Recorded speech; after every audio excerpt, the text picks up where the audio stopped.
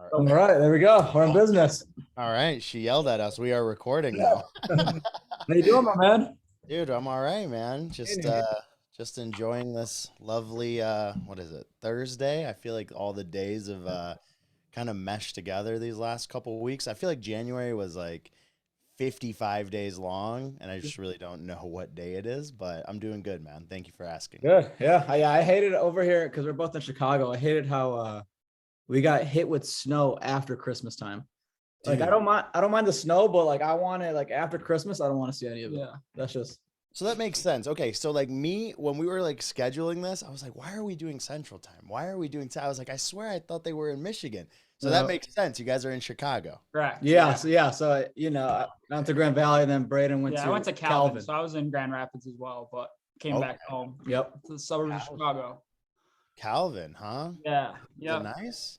Yeah. No, I liked my experience there. I went out there to play baseball. I only ended up playing my first 2 years, but it's a good overall environment. Like lots of like-minded people. Like it's pretty good, like strong, like Christian community. Smaller, right?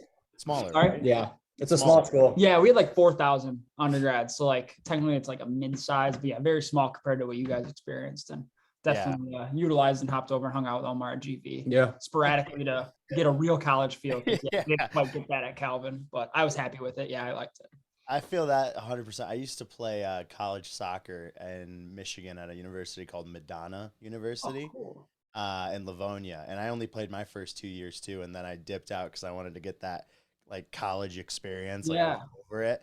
So I relate to that 100% because my school was also like it was a Franciscan school. Okay, so very small knit, like super small, super homey, but like no college life, right? Like no like hey, let's all go hang out somewhere because it was mostly a commuter school, and I'm sure Calvin was the same.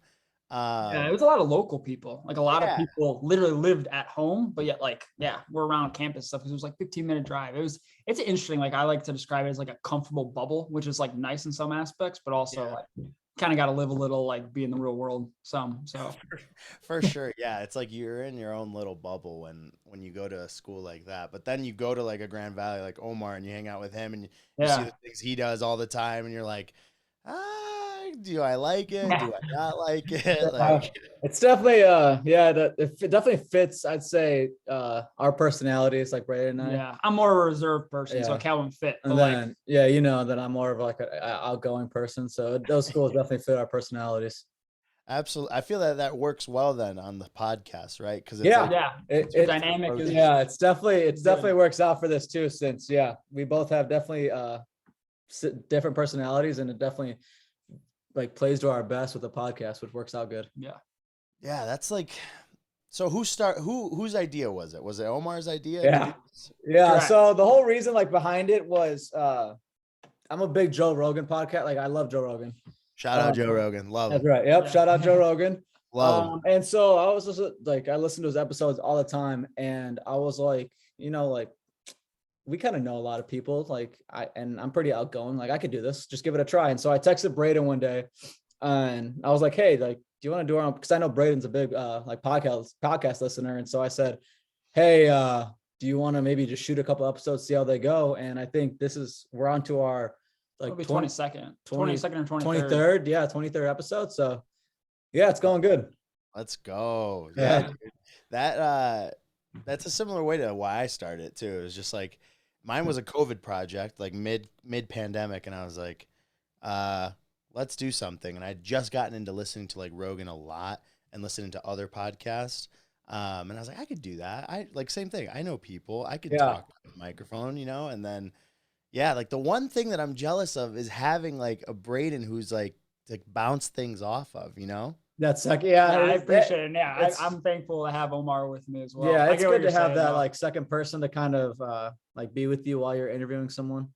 Yeah, like so when you said like, were you kind of like at all like pushed back by wanting to do a podcast, or were you like, no, let's do myself? It? Yeah. Oh, I was right on board. Omar probably tested this within 10 minutes of like, I literally opened it, responded, and I'm like, hell yeah, like let's give it a go.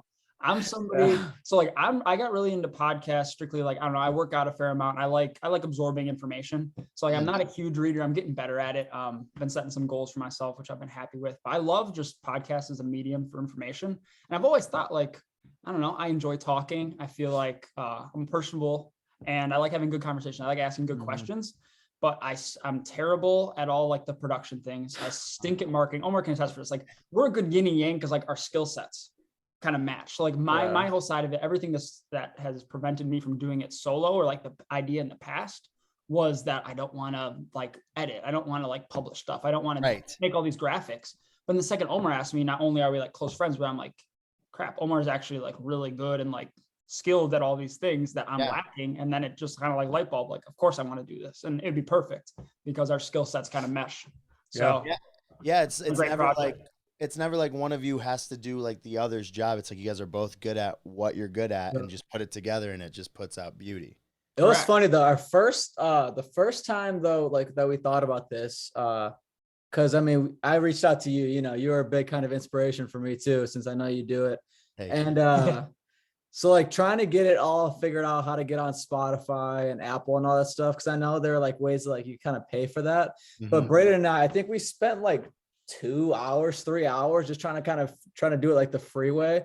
And so we had to do some sort of like coding, which was kind of wild. Attempted to do some research into that. It was we got it. It was like right in front of our eyes the whole time. And so that was a long process. And then coming up with a name too, the Chair Talk podcast, that was a whole like, took a while, like a couple days to kind of really set a name in. But once we got that name, the logo came about and then all the graphics and stuff too. The name's a little thing. Shout out. I really like your name too. Colorful Conversations, like that just has like a real nice ring to it. Omar and I, we struggled a decent amount with the name and we're happy with what it resulted in, but your name's phenomenal. So I want to put it there.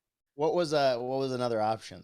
Omar can kind of start with the theming. So originally, because the whole thing I kind of wanted to do it was like kind of like a barbershop theme, because like our conversations are kind of like guy centered. So like anything you talk about, so we don't focus just like on fitness or like anything. We talk about fitness, travel, like tattooing a little bit, like just life in general.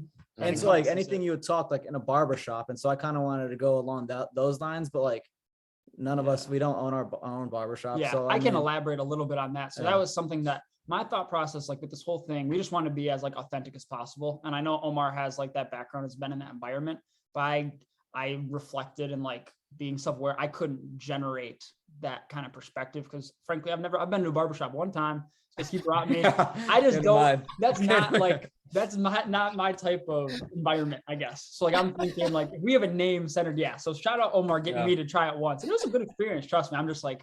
Like you can see my hair, just like basic haircut. Like I don't do anything crazy, so I'm not trying to pay $40 for like get lined up and stuff. But I mean, with the Hispanic background, we got to get that lineup. You know, that's right. That's right. And I all my friends know this too. Like no offense to the white people, but like I have never stepped foot into anything that ends with like a clips, like sports clips, that's a red clips, flag. Super clips, any of those clips. Like I need to go to barber, like, you know, so.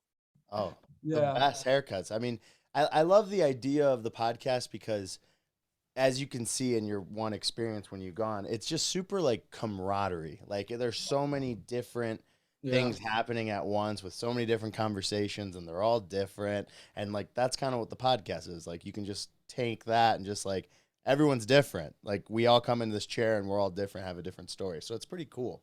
Well, so like Braden, the reason like kind of how we came up with the name, because he asked me, we were trying to figure out names, all these throwing out stuff and everything. Still keeping the same idea and theme of like deep, just like an environment that fuels good conversations. And then like he asked me, he goes like, when you've had like most of your deep talks, where are you? And then like we were saying like in a car, like we're in a chair most of the time, like sitting down usually. Yeah. And so like, cause I know like, you know, being like in the fraternity in ATO, we had a lot of deep talks like in the backyard. So like sitting down together, in any sort of chair. And so that's how we kind of came up with the whole Chair Talk name. I like that idea. That was good. So I mean, it was good. Yeah, it definitely took a long time, but once we had the name, and you saw our logo, I kind of stuck with, because I designed the logo. I kind of stuck with the whole kind of barbershop. The theme a little bit, kind of, with that kind of like goldish look a little bit. But yeah, I think the name. I'm happy with the name and the overall look of it. That's my favorite. My favorite color scheme is black, white, and gold. So like, yeah, it was clean. It's Shout clean. out Omar. It's That's clean. all him. Yeah, it's a clean color scheme.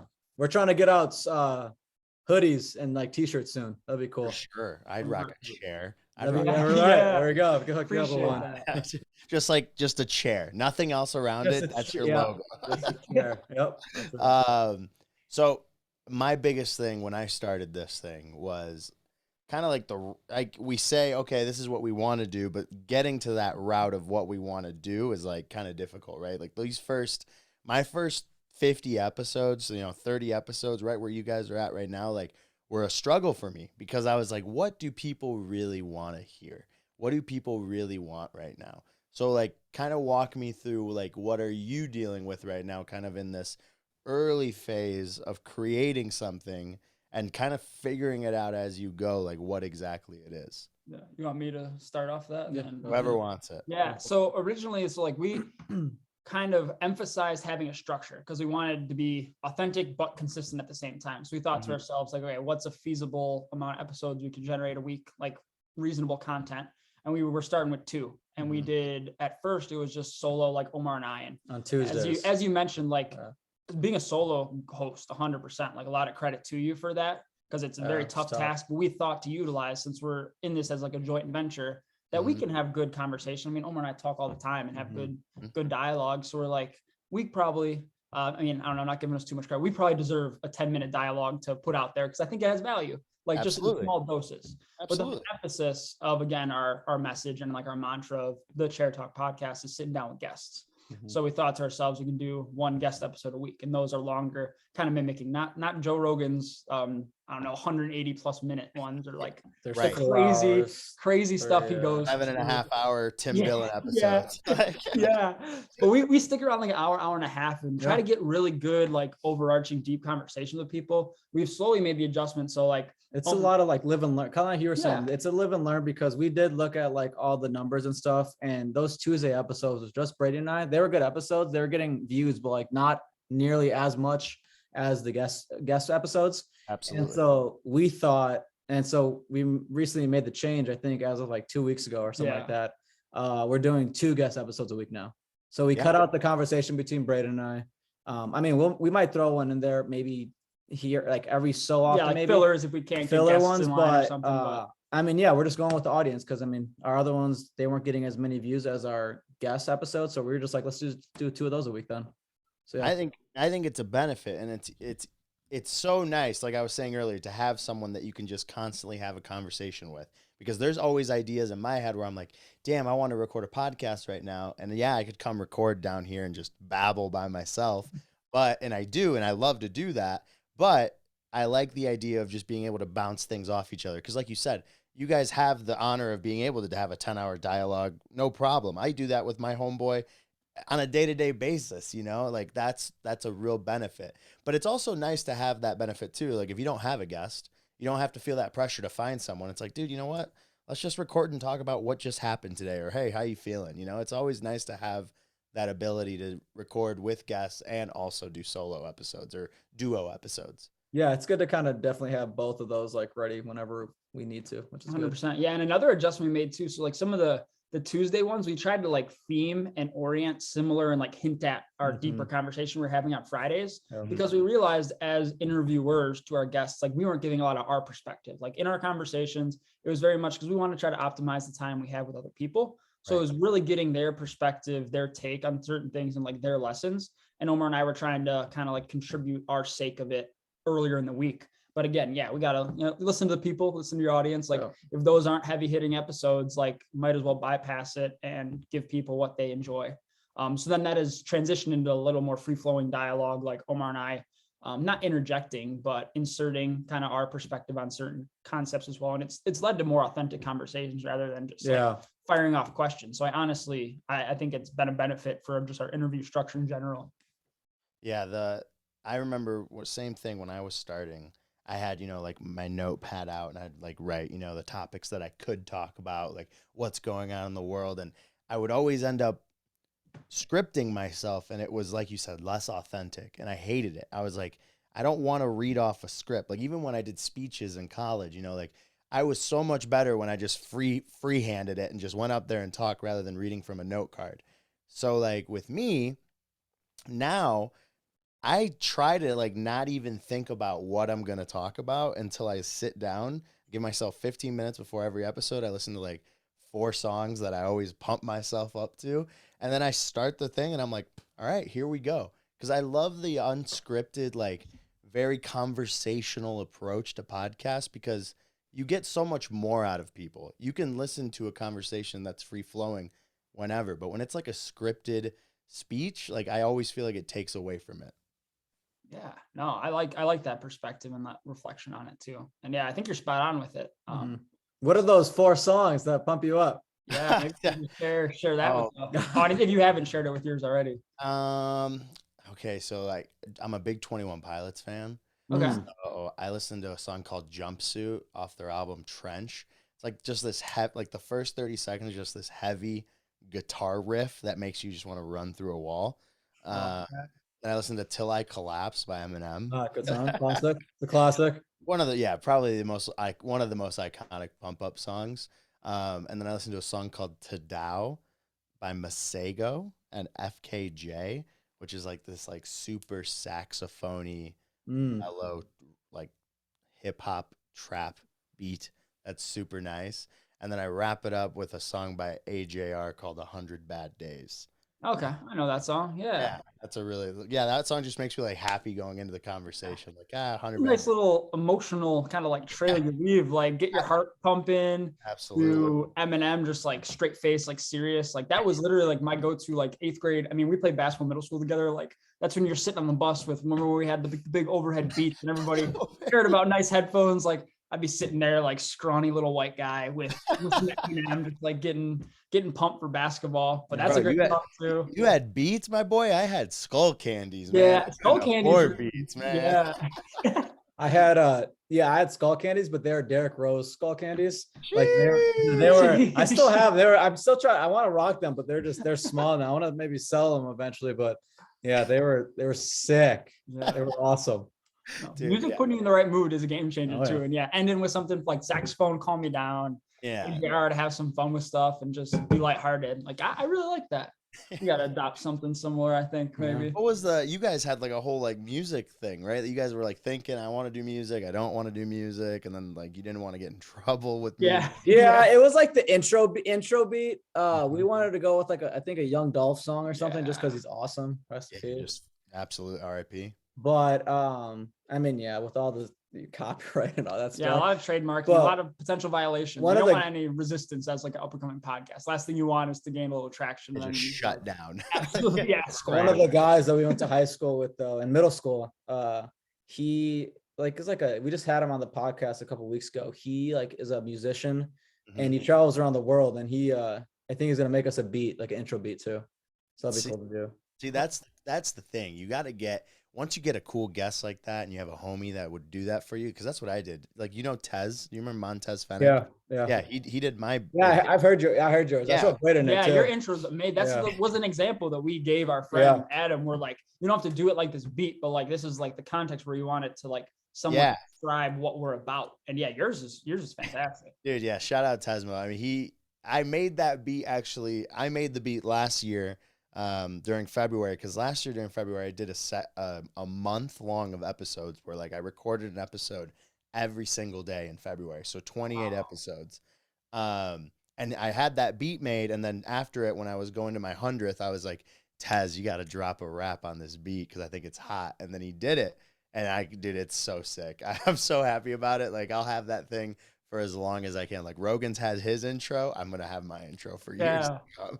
That's awesome. We're definitely looking forward for ours. We're gonna reach out to him hopefully soon. But it'll be cool to kind of have our own. Because I mean, for the past 22 episodes, we've been kind of saying the same like intro thing, which is fine, with no music at all. It's boring and bland. So we needed something to spice it up a little bit. Just a little right under. Exactly. Set the stage, set the tone. Yeah.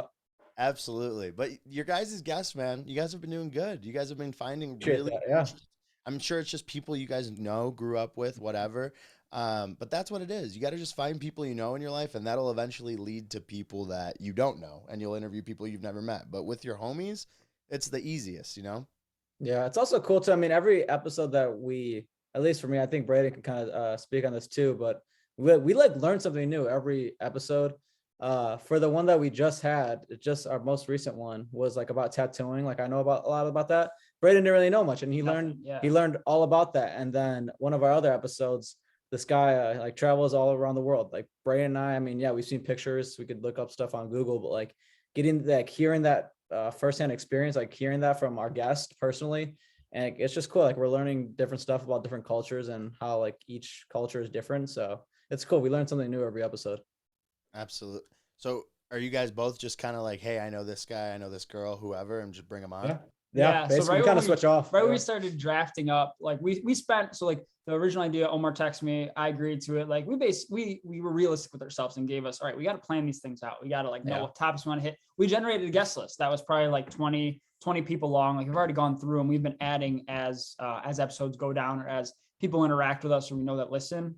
Yep. But yeah, we just tried to generate a list of people that were unique individuals that kind of had their own niche skills or niche experiences that we thought would add value in a conversation. So yeah, a lot of it is reaching out to our immediate network currently, but we're hoping, as you said, like once you make those connections and it keeps expanding, like the pool will just get bigger and bigger. But I think also like a big mission of ours is like, obviously like Rogan and all these guys with pull, and like we've said in our podcast, but for your listeners too, since you'll be publishing this, which we're super excited for, glad to provide content for you. And thank you for providing content for us. Absolutely. But our big thing is like, yeah, we're not famous. We don't have an abundance of wealth. Like we're both young guys just trying to like find our place in the world, like find success. So like they can pull on celebrities and famous people, university professors, like all these brilliant minds. But we have good networks too. And I think everybody has value. Everybody's story, everybody's perspective is valuable to be heard. So we just try to pick people, and everybody has something of value to them, and just try to target it and have genuine conversations about whatever people are passionate about. And it translates into some good dialogue. Dude. I mean, that's why you nailed it right on the coffin. Like it's just nice to have conversation with interesting people about anything. It could be we could talk about chicken nuggets for 45 minutes, but as long as like it's a good conversation, I don't care. Like people who are passionate about things, when you just have that conversation, you can feel that conversation just be so good. And when you play it back, you're like, wow, that was just honestly a raw dialect of passion. It's such a cool thing to just share that snapshot in time with that person. Cause now they come on once, then, 2-3 months down the line, you check in with them again. Hey man, you want to come back on the show? Boom. That's another episode. And then it's almost like a little timestamp for each person. So it's a cool thing. I've enjoyed the guest thing. I love the solo episodes. I love being able to do them, but having a guest on, and reaching their network, because once you have them on your show, they're going to share it to all their friends, and people are going to find out about your podcast. You're going to get another guest maybe through there. And it's just a better, I don't know, it just reaches more, and it's a better engaging conversation. Yeah. One thing I like about your episodes, just kind of like between you and I, is like kind of just like rehearing and like reliving those kind of moments. Cause I mean, I've listened to the episodes when you've had like Edgel on the show, Jabaro. And so like, these are all like the fraternity guys. Okay. And so like for all listeners, like I joined the fraternity my sophomore year. All these guys, they were seniors at the time. So, and that was a class I got closest with, was like the seniors when I joined my sophomore year. So like I got really close with them, and yeah, it was just cool kind of hearing all of them again, like their stories and like kind of what they're up to. And that was one thing too. I mean, being honest, like it was hard for me when they all left, and like once your whole class left, all the seniors, being that sophomore, like I kind of had to reach out to like, get some new, but I mean, it was a fraternity, like all the guys were there, and everything like that. No, dude, it's cool because I get a lot of people who I don't think listen to this, like reach out and be like, hey, I really like an episode with Jabaro because I went to middle school with him and I haven't heard of him in years, I haven't heard from him in years. So it's like you get these weird connections somehow, like, oh my God, you're interviewing him, or you had him on the show. I went to preschool with that kid. And it's like you realize how small the world is in a way when you have this type of platform and share with people, because anybody could listen and everyone's connected in some way. It always seems like. Yeah. Everyone. Yeah, it is cool. But yeah, with that, speaking on that too, like, after you guys left, I kind of like, switched roles, I guess, with you guys. And so when I was a senior, because I just graduated, Barry and I just both just graduated this past year. And so my senior year, like the classes I kind of got close with was the freshman and sophomore class. And I kind of was like, dude, this is kind of like cool. Like now I'm in these guys like Nico's shoes, Edgel's shoes, and like Jabbar and like AJ and all those guys. Like I'm in their shoes now, kind of being like that bigger role model and stuff too. It was just cool. So like, yeah, I appreciate, since I've known you for a while, it was kind of just cool. It's crazy how long we've actually known each other. Cause like what sucks about that senior year was when the pandemic started, you know, that winter semester. So like our time got cut short, you know? Yeah. But then now it's been almost 3-4 years already, because we've been in this damn pandemic for almost 3 years, it feels like. And it's wild. But man, it's great to see that you're like achieving and pushing for this. I know how hard it is to start a podcast, obviously. I know how hard it is to like engage people, and for you two to be able to do it, and you're doing it so well with the marketing and the YouTube and the partnerships and everything. Like, it's clicking, and all you got to do is just keep going. That's the biggest thing with this. And I told you guys from the beginning when you guys were asking, you know, questions about it, like the biggest thing is consistency. As long as you put content out, people like, not saying I don't care what I put out for episodes. I love every episode, whatever, but an episode is an episode. You're putting consistent content out, and that's the most important thing. Genuine content that you're really happy about and you want to keep sharing, because the moment you stop and get stagnant, that's when it's hard to like keep going. You know what I mean, Braden? Yeah, absolutely. It's all about momentum building, I think. And we like, not to like get deeper overarching, but like in life, you got to like continually build momentum for yourself. Whatever project, if it's a personal goal of yours, like the second, as you're saying, as you stagnate things, it's hard to kind of get yourself off the couch or out of the chair and doing something that you're used to doing again. So yeah, it's been a mission of ours to try to stay consistent. And it's also hard balancing like work life and having a podcast in addition. Like, because we're both, Omar and I both busy work. people. I just started a master's degree, so I'm in school again now. We both lift, train like martial arts and stuff. Like, it's just a lot of busy things, and we try to make time for this and give it our best effort too. Because as you're saying, like content's good, but like good content's better, I think. So we still try to like make an emphasis and intentionally have guests and have some form of an idea of what we see coming out of conversations before they start, but obviously very open to whatever is generated. Just put it out there, getting engagements, and content's content. So at the end of the day, just making episodes, having a good time. Having sponsors is kind of cool too. Just like kind of like like it's cool with all the like sponsor perks and all that stuff. Like just someone like companies like wanting to like be a sponsor for your podcast. It's cool. Like that's just a cool thing. And like I don't know if you saw our Instagram video the other day, but like, a company just sent us like 13 cigars. I saw that. That was pretty cool. It's like once Braden and I probably put out like our 25th episode, just kind of like, celebratory. We're going to have a little celebratory cigar, which I mean, shout out to that company, back-to-back cigars. It was cool. But yeah, it's just cool. And especially once we maybe launch some merch, it'll just be cool. Kind of like seeing people just at the gym or like at like the just training studios or wherever, like repping our like logo. It's just a cool thing. I love the vision. The vision seems like you're building an overall experience, not more so of a podcast. You know, you want to build almost me as well. You want to build a community. You want to build something where people like they see your logo and they know that's you. They know who you are and what you stand for and who you are. And it's pretty cool, man. I feel like you guys are both kind of gung ho on it, and it's pretty cool to see other people doing it, because up until now, and I'm not trying to flex on anything, but like I don't know any other podcaster friends. I have no other podcaster friends, not yet, and now I do. And it's pretty cool, and it's cool seeing other people like grind through the early days and look toward the brighter days. And I mean, you guys will be at 50 before you know it. And right back at you too. It's good. Obviously, I know you and Omar had that original connection, but like meeting you through this too, like it's good to have a role model, somebody to like look up to and again, bounce ideas off of. And we're definitely open ears and minds to you whenever you need it as well. So, I mean, the first couple episodes, I mean, Nico could know, it's like I blew up his phone. Like even I was blowing up his phone. Like, dude, how do I do this? Like, should I do it this way? What sounds like? I was like, dude. So I mean, all credits to you, man. You're kind of like mainly the reason why like we're at already our 23rd episode.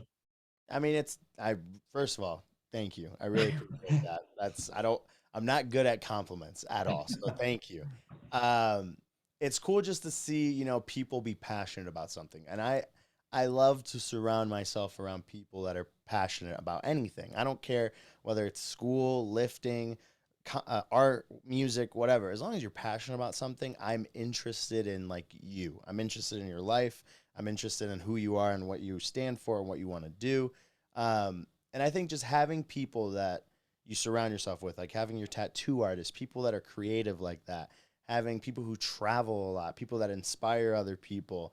I think it just makes a lot of people feel better. And it's always nice to just have people who will push you to be successful and surround yourself with success. Yeah, absolutely. And we've been really intentional, and that's really well said, out of yourself. But yeah, really just thinking through these guests, and again, with our mission, like everybody has a value, has something to offer. And yeah, as you're saying, just like showing people unique, different perspectives definitely helps build a culture. And we want to build a perspective too. So like that's the thing. Like I think it's been a personal mission of mine. And I know Omar's naturally an outgoing person, but like for me, who's more reserved and like quiet, like I've realized over time how much value just like being outgoing and having conversations with strangers is. So like it's a good practice for us to become and like strengthen our listening abilities and also be able to communicate with others. And then again, just throwing on a mic and a camera, like recording it, we can present it and generate content for other people. So it's honestly it's a skill builder for us. It's a good time for us. And yeah, as you said, it projects and like becomes something greater than just people talking, which is cool. Yeah, I've lived by the quote, what if it's better than anything? What if it's better than what you could imagine? Like, what if it's better than anything you can imagine? And it's like, hey, you don't know where this train's going to go, right? Like, you don't know where the Chair Talk podcast is going to go. I don't know where this podcast is going to go, but it's pretty cool that we did it.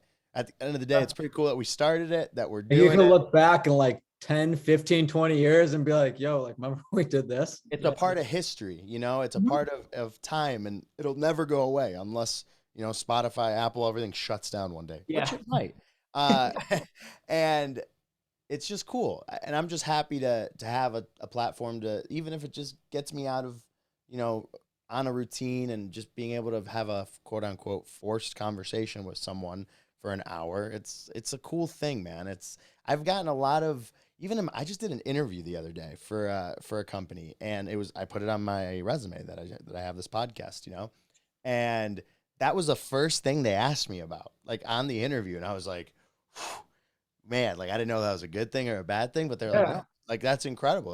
That's so fascinating that you have like, I'm like, everyone has a podcast. They're like, we don't know anyone that has a podcast. I was like, okay, well, maybe no one has a podcast, It's just a cool like thing. It's a different avenue than a lot of people take, I brought that up with the job interview too, because I do freelance graphic design right now, but I'm trying to look for like that full-time graphic design, marketing, and advertising position.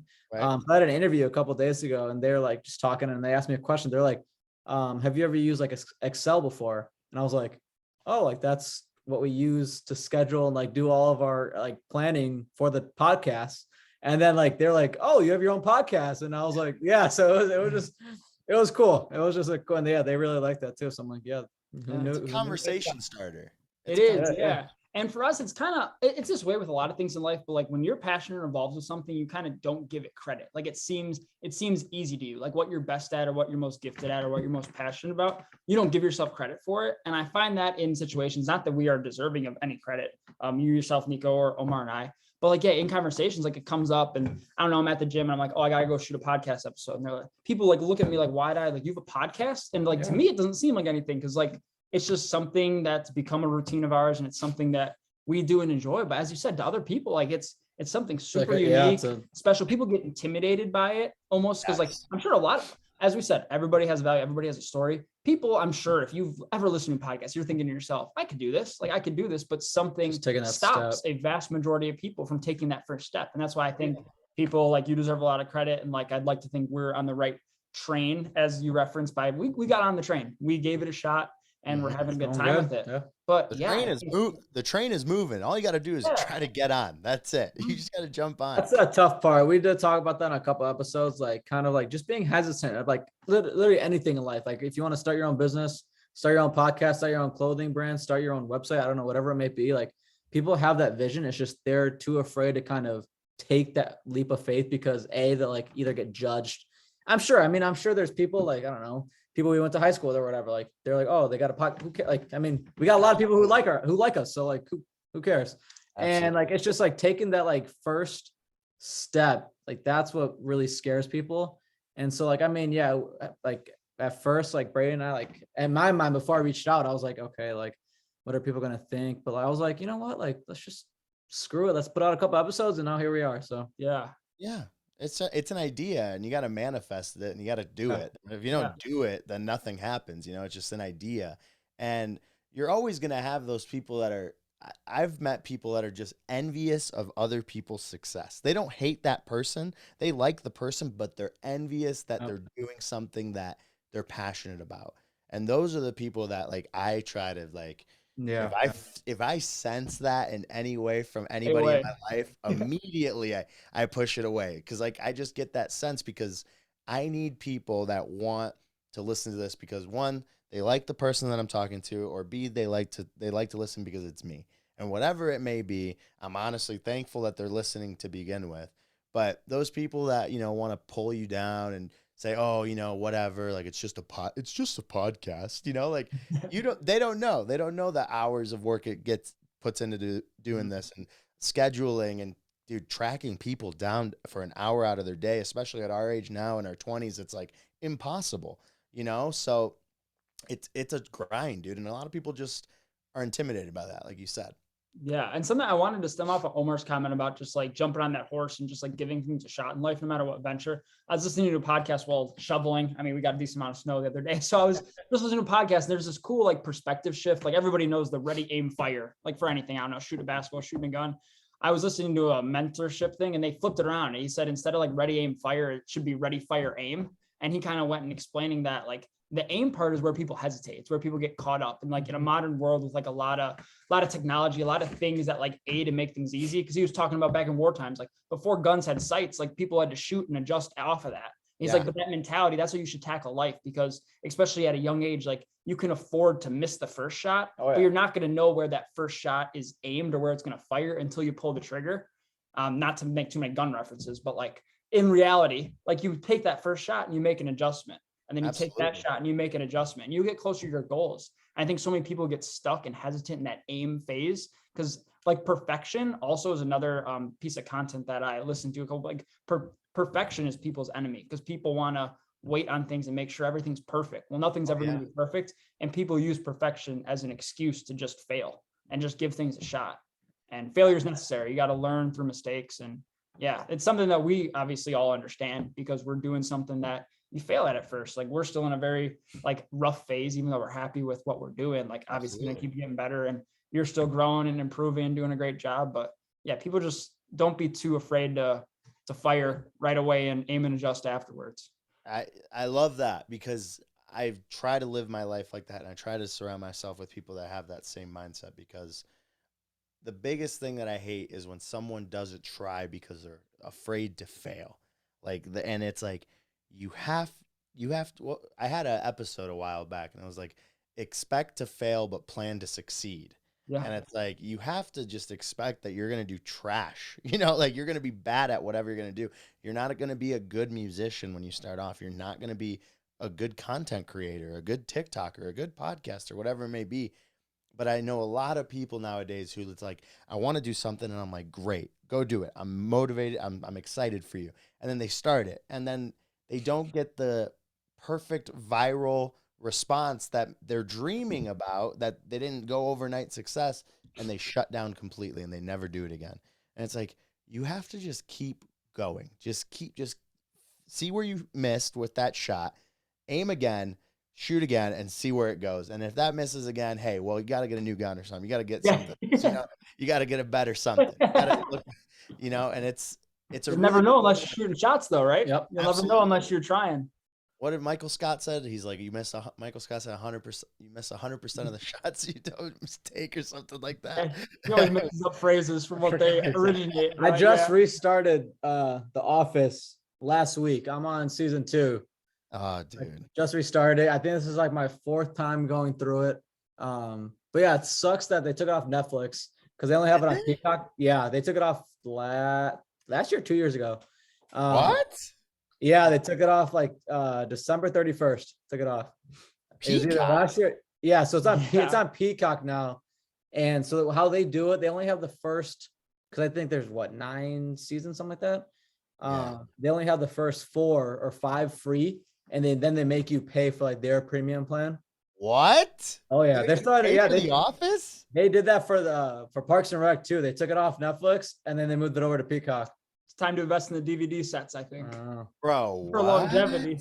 Man, this is ridiculous. There's too many streaming platforms nowadays, bro. I know, charge for things I don't even know what they are at this point. Well, because Disney Plus, I love Disney Plus, but they have like 2 different like premium settings. They have like Disney Plus, and then they have like Disney Plus Plus, and then they have like Disney Plus Premium.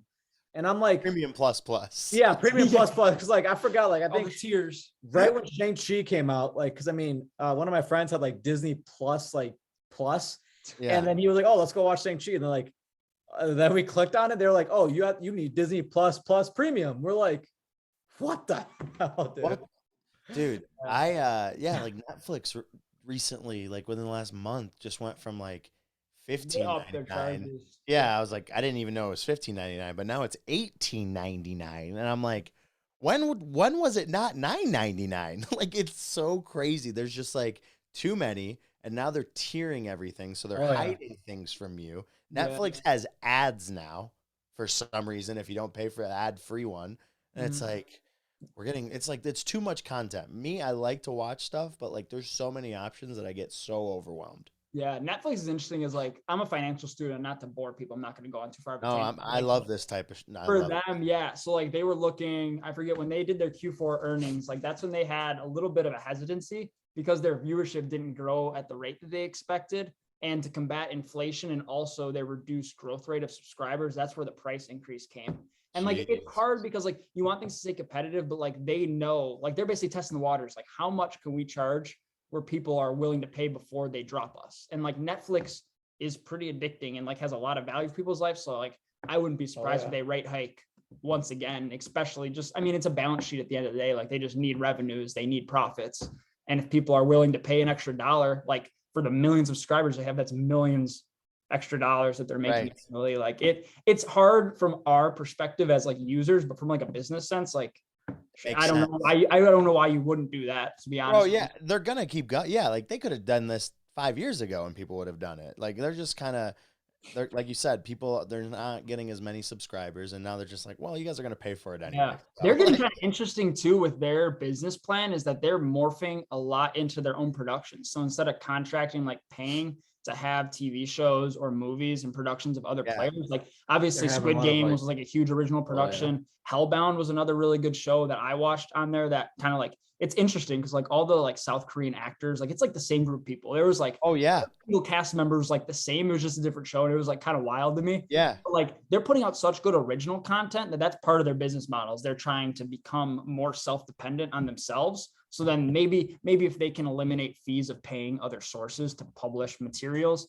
maybe that's a way that they can cost reduce for users. But it'll be interesting to see how that plays out. If you look at like even like the Oscars, like the best film are always like Netflix films now. Like they do a fantastic job. They're very talented. Yeah, like even Hollywood productions aren't even as big anymore. Like Hollywood Universal movies, Warner Brother movies. It's all Netflix now because like all the actors and stuff are like, I can do 4 movies and make $100 million, right? Instead of busting my ass for one movie to make a fraction of that, because Netflix is just always going to get people watching your stuff. I just finished it this morning. It's a new show. It just came out last week, maybe. It's called All of Us Are Dead. It's a Korean show. Okay. It's a Korean shows are good. Yeah. And so I think, it's like, it was good. And it's like about a zombie outbreak. Happens in a high school out in Korea. And it was cool. I think it's only like 12 episodes. But yeah, give it a try if you need a new show to watch. Okay. I got one for you. Guys. There's this documentary that I just watched yesterday called The Alpinist. And I don't know if it's on Netflix. Yeah. And it's about this 23-year-old. Have you guys seen Free Solo? No, I have not. What? Okay, time out. All right. So then X what I was about to just say. Is that on Netflix?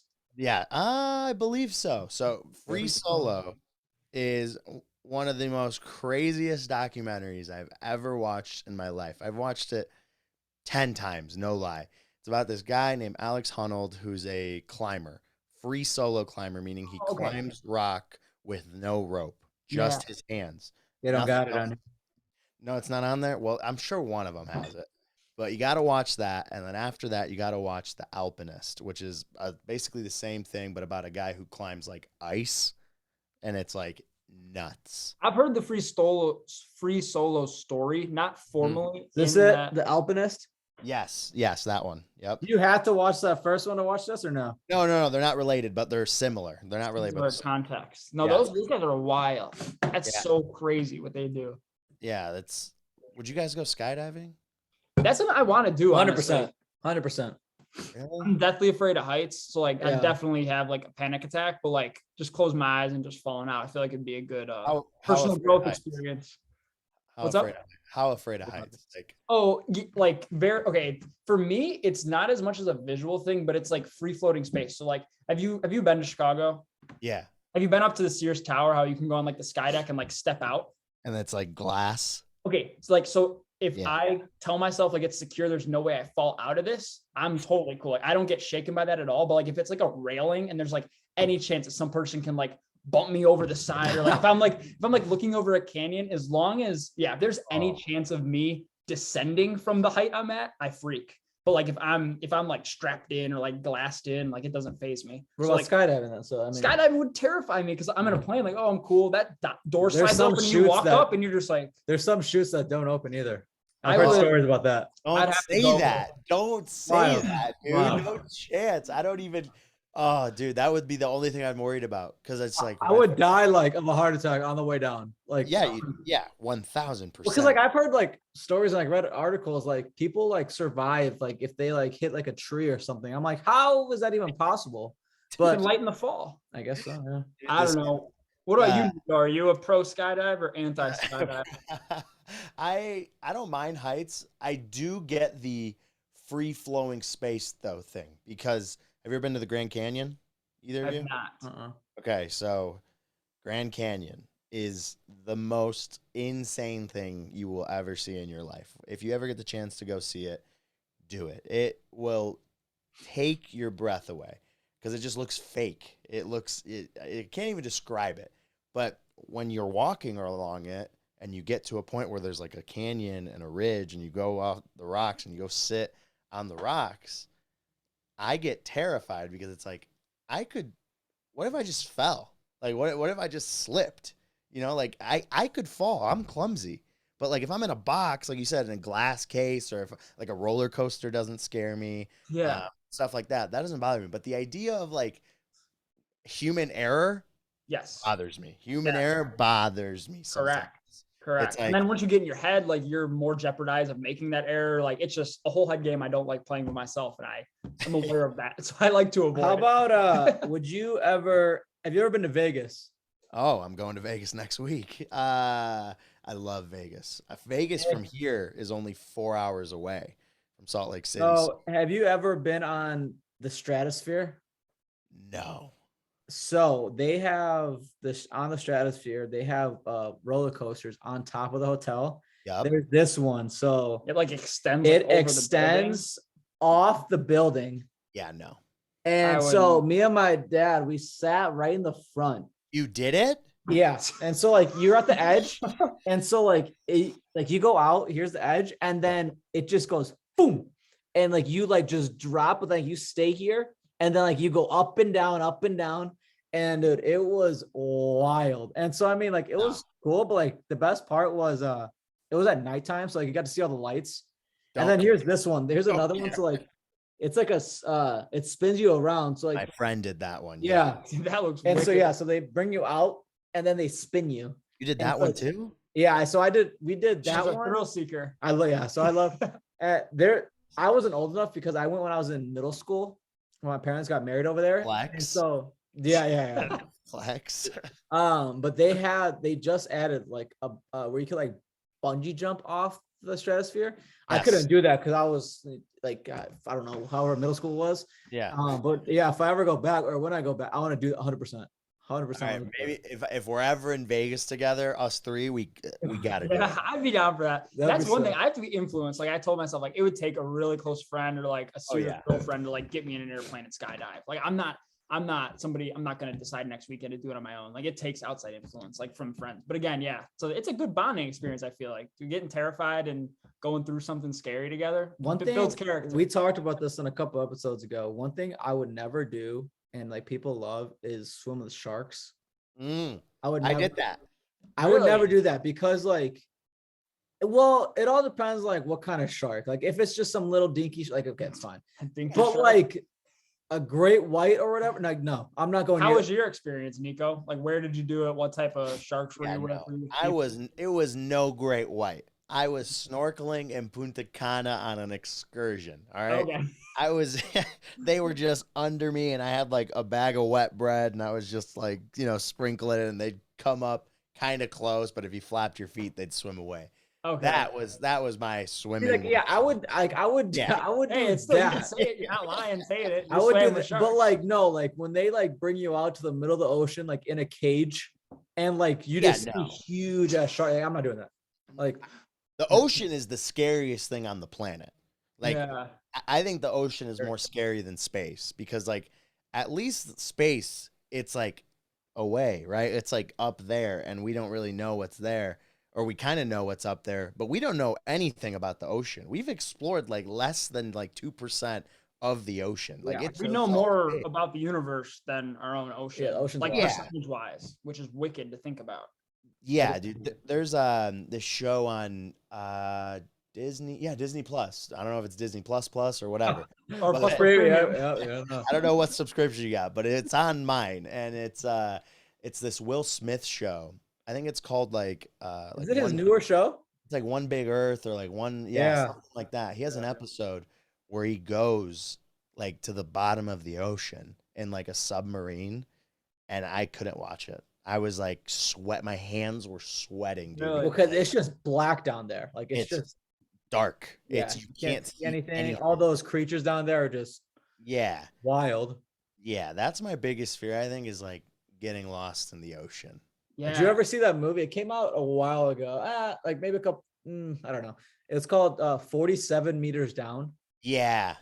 Yeah, me and my boys went to go see that. And have you seen that? I have It's not. like these two couples, I believe, they like went swimming with sharks in a cage, and like one of the sharks like bit the Like the the cable. cha- yeah, the and it, like, cable, drops, and yeah. it just dropped to the bottom of the ocean, and like I think 3 out of the 4 of them end up dying because like they Oh, try yeah. to swim out to go like up to the top and just get messed up by a shark and all that. But like after seeing that movie, I'm like, I'm okay. Nah, I'm all right. Well, Yeah, sharks they- win every time. Like Well, because like, true. one thing, like, so I had this Survivor book when I was younger. It was like how to beat any animal who attacks you or whatever. Some little, Punch in the nose. yeah, so punch it in the nose. And I'm like, dude, if I see a great white coming right at me, I'm not gonna punch him in the Give it a nose. Like, sit back, you will swim away. like what if I like punch and he just opens his mouth and like I Yeah. just go like right in his like your book's not telling you what to do there. Your book's Yeah, not saying, so- "Oh, well, if your and, arm like- gets bit off, then and then like how you supposed to like generate enough power in the water to like Yeah, I'm like not get this, Muhammad Ali. Yeah. Like I'm not cocking back. get this Like, get this 1,000-pound creature out. Like no, it's Yeah. if they come at you, it's over. Like you're done for. No. Are you guys Ocean's afraid a of whole animal? different element. are you guys afraid of animals or like No, No. no, no. go I ahead. would say I have No. respect for animals. Yeah, Like, I really yeah. like fishing. I really like hunting. I'm trying to start saving up money now that Mhm. I'm working a little bit. Once I get out of school, to go on some hunting excursions, to go for like brown bear and like Yeah. eventually go to Africa for a safari and stuff. So like I have a lot of respect for animals and realize like without weapons, they're superior to They us, could like mess hand to you up. hand. But yeah, Oh. the water is out of my element. Like I love fishing, but like even I've done a couple deep sea fishing excursions and like it's kind of weird, like having line and bait 200 feet down. You hook into something big. Like me and my friends, we caught an amberjack that was like over 100 pounds, which was really, really cool. Yeah. But just like not knowing, like fighting a creature that you have no idea what you're gonna pull out of the water. Like it's a fun mystery, but also like kind of I don't like Terrifying. it's terrifying because if you're in that water with something that's powerful enough to cause you like a 30-minute fight reeling it in. Like that thing can mess you up if it had bad Yeah, intent. like, why are we pulling it out? Yeah, Why are we exactly. taking It obviously out? wants to stay in, and it's more powerful than us. So like, Yeah. I don't know. I have a lot of respect for animals. Yeah, I So. think I find myself a lot just like getting lost like in the YouTube thing of like animals in Africa, just like on safaris or like even animals fighting each other. I don't know, just some Love just some planet cool. Earth. Yeah, it's just Yeah. cool. So like, but yeah, like I said, I think I love all animals except like just sharks are just wild. Yeah, But like no I think no shark, but I think gorillas are sick. Gorillas they'll just kill any human being basically. Those things scare me. They'll though. yeah, Like, if one in front of you, there's nothing you can do. We're oh my god, I can't believe I'm about to ask this. Omar, were you a part of like the discussion that we had when we had the huge debate in ATO about who would win in a fight? 10 silverback gorillas or Yes. no, Yeah. 1 silverback gorilla or 10 Mike Tysons? Yeah. Yeah. I forgot. I think I said. Oh, I think I said the gorilla. Okay, my answer is the gorilla. What's your answer? myself, you're asking? Yeah. Okay, at 10 Mike Tysons, I'd go Mike Tyson only because I would say anything less than 8 Mike Tysons, no chance. But I think like that 9 and 10th person, that'd just be a little too much to bear for one. Yeah, but they could like they're fast. But it's a gorilla. Yeah, they can like swing from trees. Just think of like a swarm. So like any animal, like a pack of wolves, like beats a lion. Like Oh, 10 question out of 10 for you. times. So like, I think in numbers, if they're strong individually, which all right, 10 yous or 10 me's, no chance. But like 10 No Mike chance. Tysons, 10. How about like 10 Francis Ngannou's, like the heavyweight champion of the world in the UFC? Yeah. Like probably. I mean, Mike Well, Tyson could mess somebody up too, but that's a very good question. I like think that. another debate though, and I will stand by this until the day I die. Oh God. I think that I think Brandon and I have a discussion, but like me and my other boys have talked about this. I think like I can take on one singular wolf one-on-one. Just one, not 2, not 3. Bare hands. Yeah, one, just one. You think you could take? Yes. Yeah, like I think Nico, let me hear your thoughts on it, and then I'm yeah. going to share. Because they're not like because their weight. They're not. I mean, what they're a average one is probably like one. Like I looked it up, it was like 140. Yeah, So but they're a lot bigger than you think. Like they're like you think of a primal. wolf, like you might think of like a husky. No, like, like actually, straight up, like legit. But like I'm saying, like just one. But like if he howled or whatever, if he called his pack, I'll be like, dude, no. Yeah, they're all the other ones. Like, yeah, he might show up alone, but the other ones are like right around the block. Yeah, like if he Waiting howled for or the something, I'm signal. like, Yeah. dude, I was You're just saying like gladiator style, like you're locked in an arena. Yeah, with I'm one talking wolf, like who comes out of I'm it. talking just one-on-one. I think I can. I don't know, man. Like that, they have 4. They're on their 4s. You know, like how are you gonna take that down? Like, what's your approach? Are you gonna you're gonna armbar it? What's my approach with it? Jiu-jitsu? Yeah. Jiu-jitsu's gonna. I could choke that thing.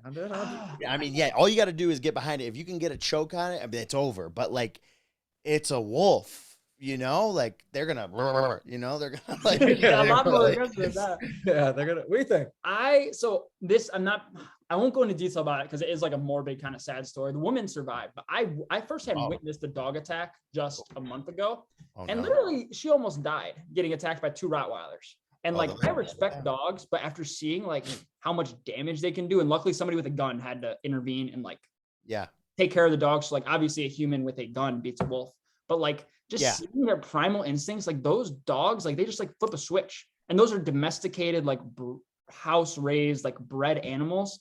Think about their ancestor that's twice the size of them that literally survives by killing.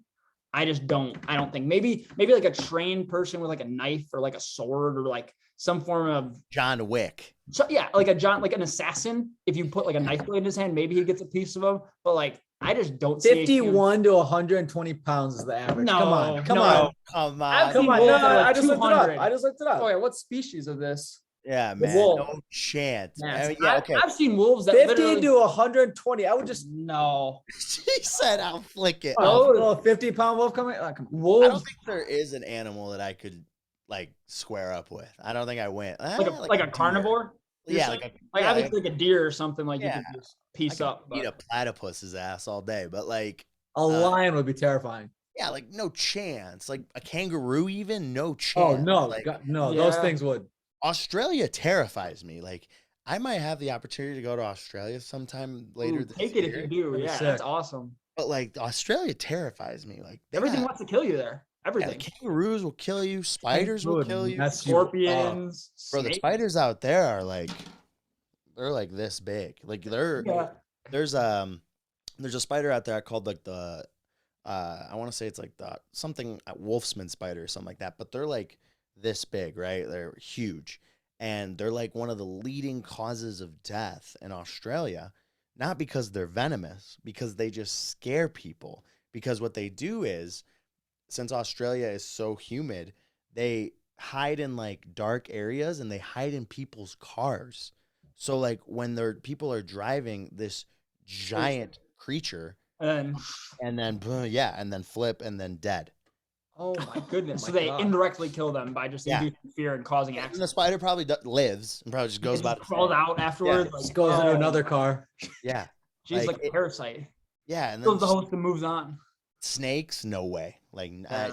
I can't do snakes. Snake, I think snakes are cool though. Like, oh yeah, snakes, they're terrifying, but I think they're cool. Like they're they're all mesmerizing. They're Yeah. amazing. I just found out because I watch a lot of, it's funny, a lot of like Coyote. He is on YouTube. He likes Yeah. a guy that like gets stuck, like he literally stings, like he goes finds like the most dangerous Venomous creature, things and just and he just gets stuff. just stings himself. But Snake Island, I just heard, like I just found out it's like an island. It's like an abandoned island that humans aren't allowed to go to, and like 98% of the whole island is just like snakes. I think it's sick.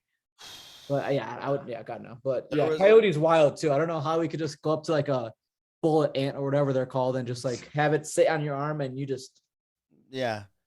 There's an island in, I want to say, World War One that forgot the name of it, but there was a bunch of soldiers that got to this island and they started like setting up stuff and setting up camp. What they didn't know is that the island was like all crocodiles and alligators, and like it was basically like a swamp they were setting up on, and they all died. They all got eaten by Jeez. these alligators because Yeah. it was just like Yeah, they were this- like, all right, like they just Snake like, Island is in Brazil and it holds between 2,000 and 4,000 snakes on there, and it's forbidden for forbidden for humans to go there, yeah, no, which is crazy. I think Wow. crocodiles and alligator, I think they're cool, but like they're terrifying also. Oh, those things. If you they're see dinosaurs. Oh, They're yeah, literally yeah, dinosaurs. that those things are like sharks and those things like those.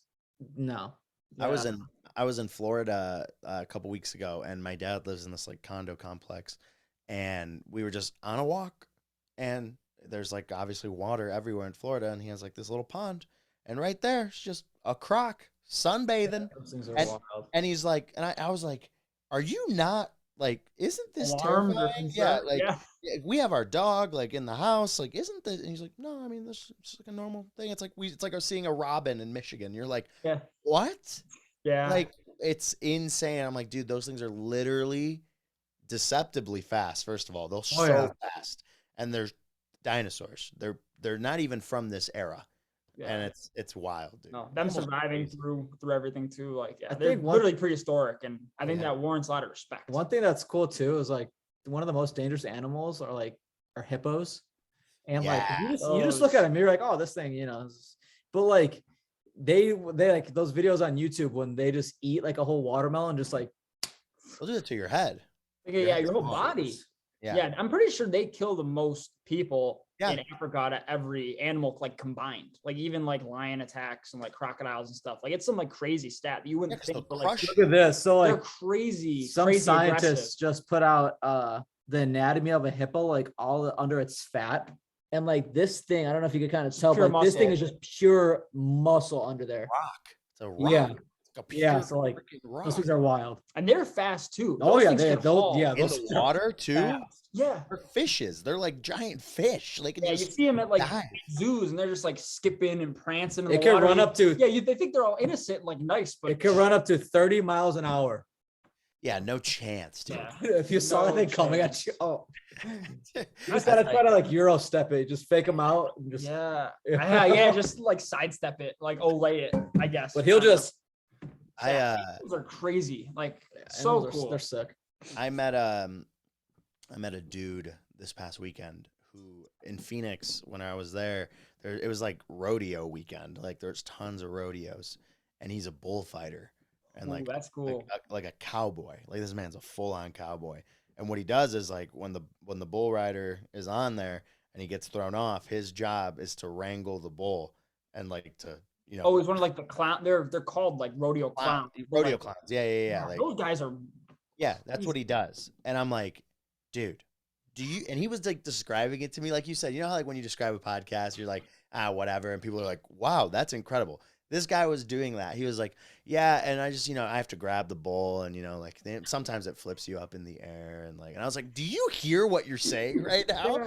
Like you have to tame a wild animal that doesn't want to be tamed and is instinctively angry. And your job is to just nudge it to where it needs to go. And he's like, yeah, it's pretty wild, man. Yeah, it's like, and I was like, you are insane. Like You get clinically paid good insane. for that, Oh, yeah. I mean, I would hope he got paid well. He had this sick war paint on his face. He's like, the bull's attracted to the red. And I was like, you put it on your face? I was like, that's wild. Target, like, you just put a circle and a dot right on your nose or something.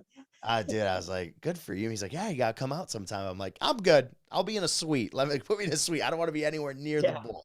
Like, have you seen the Jackass episode when they have the bulls on there? Like they have they have like a teeter totter and the bull is just going in a circle. Yeah, they jump up and down. Dude, yeah, I think the new one just came out today. Yes. Tomorrow, I think. Yeah, they're doing the last one. Jackass Forever. Yeah. Jackass Forever. I gotta see that. 100%. I gotta go see that. Dude, back in the day, my mom used to yell at me so many times when I was watching that Jackass and like Bam Margera and like all that stuff because she hated it because I would be like, let's go jump off the slide, and and like we'd take videos on our flip phones and stuff because we wanted to be like them. Good old days. Just got paid to do stupid things. Isn't that wild? Exactly. Those are the good old days too. Before we wrap up, I want to thank you guys again for doing this. I genuinely hope you guys and your listeners, my listeners, whoever gets a chance to listen to it, enjoyed it. Make sure you guys check out the Chair Talk podcast. It's on Apple, Spotify, everywhere else. Yeah, where else? Yep. YouTube, and then we got an Instagram and Twitter account too. And we'll get the links. I'll make sure I put all that in the links. But yes, so fun. But with you guys, I guess who are you guys like most driven by? Each of you individually. You guys can both tell me like who are you most like inspired by in anything? It doesn't have to be podcast related. It doesn't got to be anything. But I'd love to know from each of you who you guys are each like the most inspired by. It could be anybody. Braden knows. This probably no surprise. Like people who know me, The Rock. Like I love Dwayne Johnson just because like, well, first off, like we're big into fitness and I have a lot of like his apparel. I have like his bag, his gym bag and all that stuff. So like he definitely keeps me motivated at that end. And then also I just love like the way he like carries himself. He never like settles down. He has like, his own clothing company for the gym. He has his own energy drink. He has his own tequila, which is one of my favorite. Terramana is amazing. And so like he's an actor. He's already coming out with more and more movies every day. He's a WWE champion. WWE champion too. So like he like never settles down. He's never like kind of like happy with his success. He always wants more, which is like I love that. I like kind of love that mentality that he's just always driven. So yeah, definitely The Rock is someone who it's kind of cliche, but I love his motive. I mean, he's one of the most motivational people I've ever watched, and his daily routine is incredible. He's up at 4 a.m. working out twice before 7. Yeah. Like Mark Wahlberg too, same thing. He works out like at 2:30 in the morning every day. It's crazy. Those type of people, they're different breeds. They're different specimens of humans, and like they're just, I love, like you said, like the multiple sources of income, the multiple sources of things. It's like he's never bored. He can be an actor one day and he's at the gym the next day, and then he's creating a video game the next day, and then he's in the WWE ring facing John Cena for some reason. And like, like he wants to do whatever he wants to do, he can. And it's pretty motivating. He definitely keeps me motivated. And then also like, if any of you guys need like motivation, check out his speech with the Los Angeles Lakers. Great speech. Okay. Yeah. If you ever need some motivation, throw it on there. But yeah, The Rock is definitely one of my main guys. Yeah. And then Nico, before I share mine, I don't know if you've articulated or talked through this with your guests, but like for ours, you're hearing from me the first time. Would you mind answering that question Yeah, from your own perspective? for sure. My person that I look up to is Anthony Bourdain. Anthony, Oh, my yeah, dad loves him. yeah. Anthony Bourdain was a world-renowned chef Yeah. before he turned into, a traveler, a guide of all over the world. He would go into the nooks and crannies of the world and the smallest villages and the biggest cities and talk to the biggest people and the richest and the poorest. And he would document it all. His show is And awesome. yeah, no reservations. Yeah, One great of the show. best shows ever. His mind and the way that he looked at life is just so genuine and so raw and pure. And he actually he committed suicide 3 years ago now. So the world never really we got to see him and experience him. But there was just so much more, and especially now in the global age of social media and stuff, I couldn't have imagined what Could he have blew up. yeah, and Anthony Bourdain, just someone who it's like he was everything that I want to be, just meeting people from all over the world, from all different types of backgrounds, and just documenting it and eating food and sharing jokes and whatever it may be. So that is my answer. No, that's a fantastic answer. I appreciate you, and hopefully, yeah, our listeners. He was kind of like a more mature version of the guy from like Man versus Food. If I kind of would have to Yeah. Like kind of like that, because I mean his main show was like travel around and eat, but like he was like a comedian too. Like he was a funny guy. Mhm. And so It yeah, was I mean, deeper. yeah. It was Great just show. deeper. Yeah, great Yeah, show. absolutely. Yeah. And then would you mind? I can Oh, answer great, that question for absolutely. myself. Yeah, absolutely. So for me, a lot of times I kind of separate people I like look up to or are motivated by and like influence it separate. Because like for me, the two people that come to my mind are Andy Frisella and Ed Milet, who are two of like my favorite content creators. I guess they're both business owners. Those are the two podcasts that like got me into this space. But they Yeah. always motivate me and inspire me to become the best version of myself. But with as far as people I look up to, like I think goal setting is something that needs to be like reasonable and obtainable. And like their level of wealth, fame, and influence is just not realistic. And I realize that. But I use their kind of mentality and what they help educate listeners on to form my own kind of belief in that. And one thing I'd add my Let's book is that like his whole thing, he's a spiritual guy, so he's of faith, but he always talks about like when he passes away, when he can meet who God truly intended him to be. And he wants to be as close to that man as possible. And I know that's abstract and stuff, but if you ask me like who I aspire to be, it's like, it's that ideal person. And like, it goes for the same for all of us. And sorry if it's a little oddballish, but like it's something I've had developed and thought through, but like you can't become like as great as The Rock is or as great as Anthony Bourdain is. Like you can't become those people. And like if I had the closest representative of like a living, breathing person, I love Michael Chandler. He's a UFC fighter. Yes. I've been able to meet him twice. Fortunately, Wow. I've kind of just intentionally put myself at some events or like some speaking things that he's been at and just got to have a good conversation. It's really neat to realize how like just a normal guy athletes are, famous people are deep down, and super good guy, super humble, really like what he stands for.